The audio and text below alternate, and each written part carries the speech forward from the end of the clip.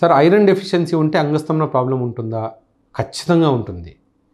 Vitamin B12 deficiency ఉంది, సరిపోయింది. అంటే B12 కూడా మీకు 170 ఉంది, విటమిన్ D కూడా 14 ఉంది, అన్నీ తక్కువే ఉన్నాయండి. సో ఐరన్ డెఫిషియన్సీ ఫిజిషియన్ అడిగేసి అసలు ఎందుకు డెఫిషియన్సీ ఉందో చూసుకొని ఐరన్ ఇంజెక్షన్స్, ఒక ఇంజెక్షన్ తర్వాత టాబ్లెట్స్ రాసుకోండి. విటమిన్ B12 D కూడా చాలా తక్కువగా ఉంది, సో అవి రెండు కరెక్షన్ చేసుకోండి. సో అంగస్తంభన శీఘ్రస్ఖలన రెండు ఉన్నాయన్నాడు కదా, సో ఇది వాడండి, ఇంప్రూవ్మెంట్ అయితే పర్వాలేదు, కాకపోతే అప్పుడు రండి. తర్వాత సార్ పురుషులకు దేవుడు సార్ మీరు అన్నారు సార్, నన్ను దేవుడు చేద్దండి అని నేను మీకు హెల్ప్ చేస్తున్నాను, ఒక డాక్టర్గా నా బాధ్యత నేను నిర్వర్తిస్తున్నాను అంతే. రవి గారు సార్ నాకు మూత్రం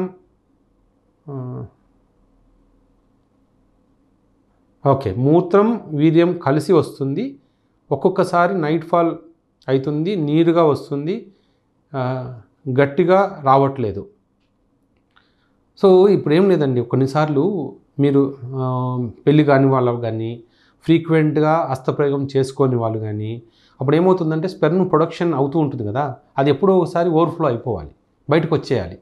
సో కొన్నిసార్లు యూరిన్కి గట్టిగా ప్రెషర్ పెడితే కలిసి వచ్చేస్తుంటుంది. సో రెగ్యులర్గా హస్తప్రయోగం చేసుకునే వాళ్ళు కానీ లేదా పెళ్ళి రోజు రెగ్యులర్గా సెక్స్లో పార్టిసిపేట్ చేసే వాళ్ళకి ఇటువంటి ప్రాబ్లమ్స్ రావు.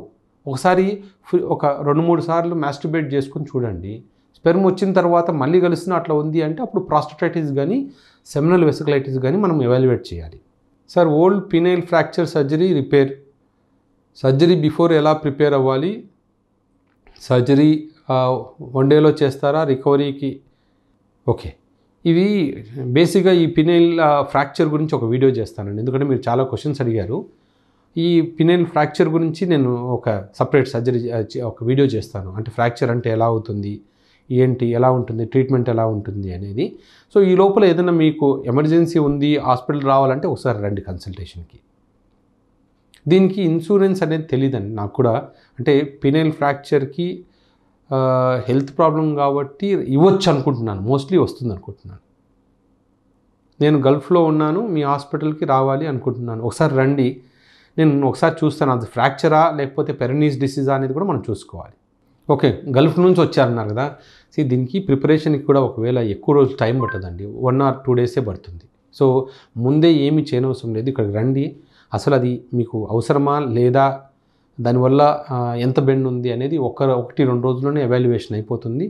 సో మీకు మిగతాది తర్వాతనే చేయొచ్చు. గల్ఫ్ నుంచి ఒక పేషెంట్ అడిగారు పీనైల్ ఫ్రాక్చర్కి ఎలా రావాలంటే, ఇది డే కేర్ సర్జరీ అండి, రికవరీకి అరౌండ్ 3 to 4 డేస్ పడుతుంది. తర్వాత ఎలా ప్రిపేర్ అవ్వాలంటే బేసిక్గా మీరు వచ్చేస్తే ఒక 2 డేస్లో బేసిక్ ఏవైతే టెస్టులు కావాలో, స్కాన్ కావాలో అవన్నీ అయిపోతాయి.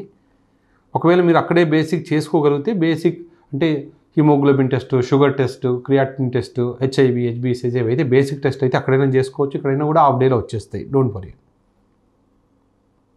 తర్వాత సతీష్ కుమార్ సార్ పెనిస్ పైన స్కిన్ మంటగా ఉంటుంది, ఎందుకంటే డైలీ మాస్టర్బేషన్ 3 times చేసుకునేవాడిని, ఫ్రెనులం పెయిన్, పీనైల్ నర్వ్, డార్సల్ కూడా నొప్పి వస్తుంది, వితిన్ సెకండ్స్లో ప్రీమెచ్యూర్ ఎజాక్యులేషన్ అవుతుంది. సార్ నాకు ఈ ప్రీమెచ్యూర్ ఎజాక్యులేషన్ క్యూర్ అవుతుందా? ఎందుకంటే 12 years నుండి మాస్టర్బేషన్ అలవాటు ఉంది, 20 secondsలోనే ప్రీమెచ్యూర్ ఎజాక్యులేషన్కి మీది ఇంత సివియర్ ఉంది కాబట్టి మోస్ట్లీ అది సివియర్ ప్రీమెచ్యూర్ ఎజాక్యులేషన్ కిందకి వస్తుందండి.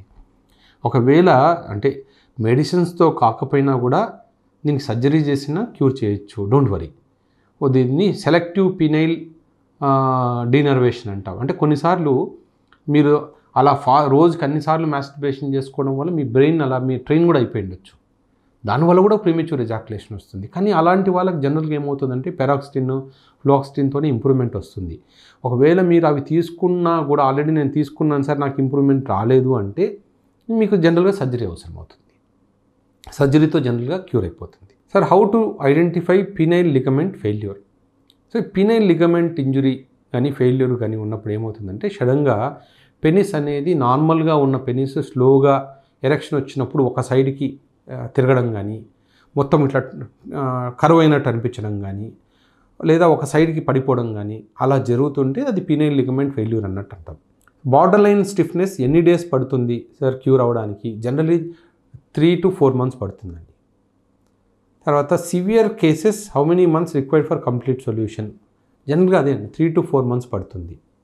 ఒకవేళ జనరల్గా 3 monthsలో మందులు పని చేయకపోయినా లోకల్ అంటే పెనిస్కి షాక్ వేవ్ థెరపీ ఇస్తాం తగ్గడానికి. జనరల్గా 3 monthsలో తగ్గిపోతుంది.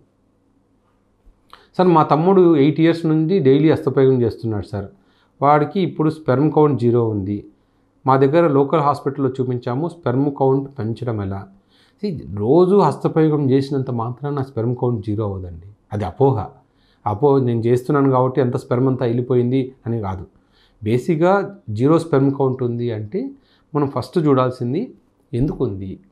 అదేదైనా అంటే పుట్టుకతో టెస్టిస్ సరిగా డెవలప్ అవ్వలేదా, లేదా వేరే ఏదైనా ప్రాబ్లం వల్ల టెస్టిస్లో ఇన్ఫెక్షన్ వచ్చి కానీ వారికోసిల్ వల్ల కానీ టెస్టిస్ డ్యామేజ్ అయిందా, లేదా ఇన్ఫెక్షన్ వచ్చి బ్లాక్ అయిపోయిందా, అది చూసుకోవాలి. అంతేగాని మాస్టర్బేషన్ చేయడం వల్లనే ఎప్పుడూ స్పెర్మ్ కౌంట్ 0 అవ్వదు. డెర్మల్ ఫ్యాట్ గ్రాఫ్టింగ్ గురించి ఆల్రెడీ నేను చెప్పాను. సేఫ్ ప్రొసీజర్ అని అడిగారు, కానీ అది సేఫ్ ప్రొసీజర్ కానీ అది మీకు పర్మనెంట్ రిలీఫ్ అయితే ఇవ్వదు. సార్ నేను 1 week నుంచి డైలీ 2 సార్లు హస్తప్రయోగం చేస్తున్నాను, అప్పుడు అంగం బాగా ఎరెక్షన్ వస్తుంది. తర్వాత వీక్ నుంచి హస్తప్రయోగం చేస్తుంటే ఎరెక్షన్ రావడం లేదు, ఉదయం కూడా ఎరెక్షన్ రావడం లేదు. ప్లీజ్ నా ప్రాబ్లంకి సొల్యూషన్ చెప్పండి. ఒకసారి అంటే ఒక 1 week గ్యాప్ ఇచ్చి చూడండి అసలు, అంటే హస్తప్రయోగం చేయకుండా. కొన్నిసార్లు ఏమవుతుందంటే దానివల్ల మైండ్లో భయం ఉన్నా కూడా ఎరెక్షన్ రాదు, దాని గురించి ఆలోచిస్తుంటారు. కాబట్టి 1 week గ్యాప్ ఇచ్చేసి హెల్తీ ఫుడ్ తీసుకోండి, రోజు ఒక 10 నిమిషాలు ఒక అరగంట ఎక్సర్సైజ్ చేయండి, అప్పుడు మీకు జనరల్గా సరిపోతుంది. అప్పుడు కూడా రాకపోతే ఒకసారి టెస్టోస్టెరాన్ హార్మోన్ టెస్ట్ చేయించుకోండి.